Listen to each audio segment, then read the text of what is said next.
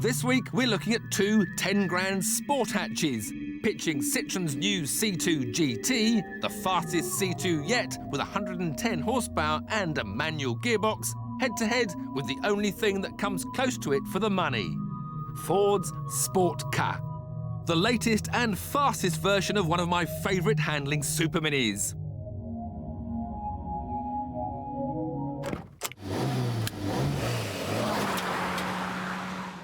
First up is the Ford, a car that's always cried out for a bit more power. Well, now with this SportKa, it's finally got an extra 25 bhp. They've flared out its arches and given it lower tweaked suspension so it handles even better. It's got soft-ish brakes, which sometimes feel like they could be a bit sharper and yet do the job really well. It's got a great steering feel and a lovely gearbox. With minimal body roll and surprisingly little understeer, the SportKa is ready to set the pace. Keep it neat and tidy. The first split at radar stops the clock at 25.1 seconds. The next split at the hairpin is reached in 38.7.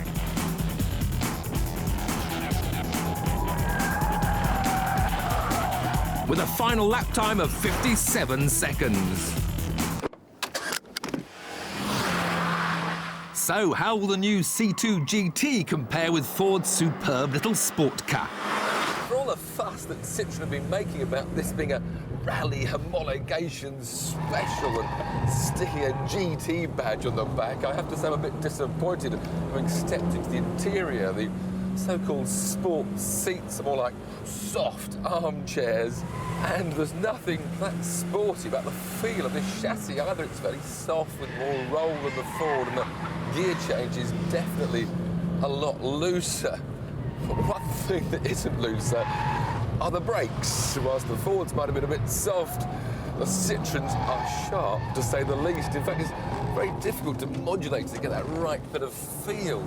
And worst of all, if you brake too hard, the brake assist comes in and not only suddenly lurches the car to a much slower speed, but at the same time sticks the hazard lights on. But it does have an extra 15 horsepower, so will that be enough to overcome the nimble Ford? Only the time will tell.